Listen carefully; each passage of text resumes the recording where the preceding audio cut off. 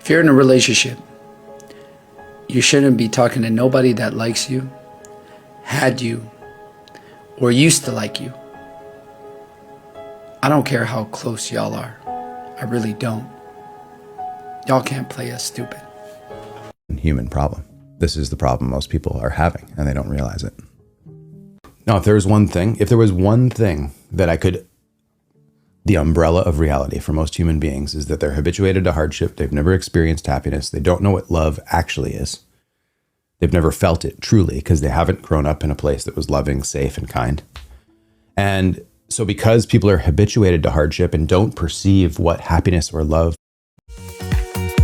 is as a felt experience, their entire life revolves around habituated behaviors that wrap themselves around and in relationship to hardship. And it's not until a person says, I'm sick of my drama, I'm sick of this BS, like I'm going to choose to learn how to experience love for myself, love within my body, love for other. And it's just incremental change, practicing as a better experience of life across time that ends up pulling the shroud off the eyes of the hardship class, the group. And that's the only way to do it. I mean, that's how I did it. And it took years.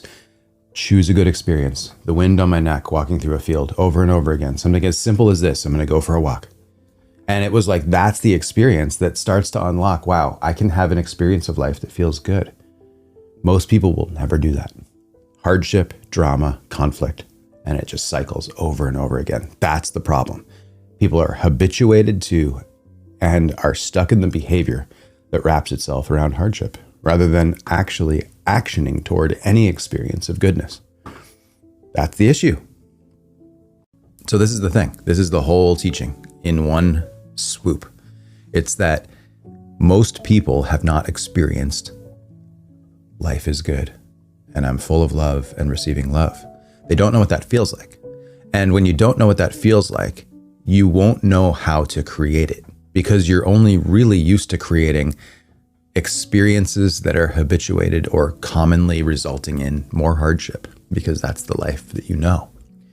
And until you actually confront that and say, I'm unwilling to perpetuate the drama that I have been living as and the choices that I have been making, and you start making choices that align you with joy, play, love, excitement, relief,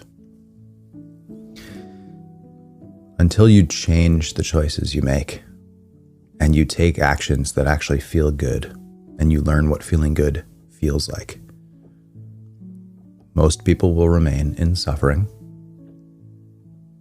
and will act from the place of resistance to all that is, including within their relationships and sociologically. What makes great relationships great is not that you get along all the time. The best marriages, the best relationships, they're not absent of conflict. It's they know how to resolve conflict peacefully. What makes great relationships great is not that you get along all the time. The best marriages, the best relationships, they're not absent of conflict. It's they know how to resolve conflict peacefully. Someone once asked me how long I stayed. I stayed until I fucking hated them. Until I couldn't stand being in the same space as them. That's how deep my loyalty stood. That I would break myself. Someone who gets defensive every time you tell the truth already knows they're guilty. That's why they don't respond to what you said. They respond to how you said it. They don't argue the point. They argue your tone. And instead of trying to fix the issue, they make you the issue. Because they're not really listening to what you're trying to say. They're just hearing their ego being threatened. So they deflect and they avoid. Because a person who's afraid of the truth will always turn the truth teller into the problem.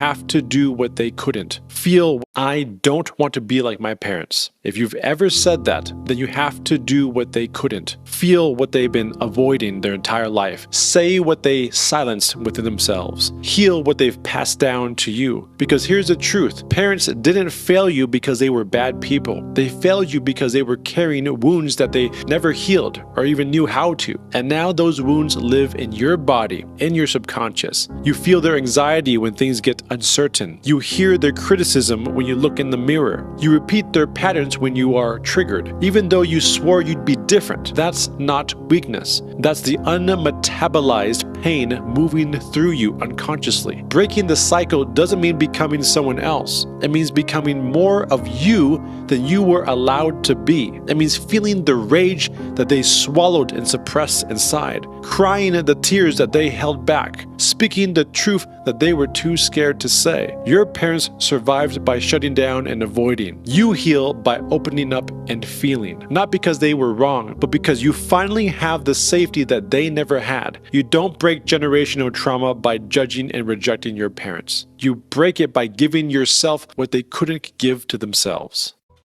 I think a million beautiful thoughts every day and forget them. Write poems in my head and lose them to the busy world. And as hard as I try, I can't do the same when it comes to thoughts of you.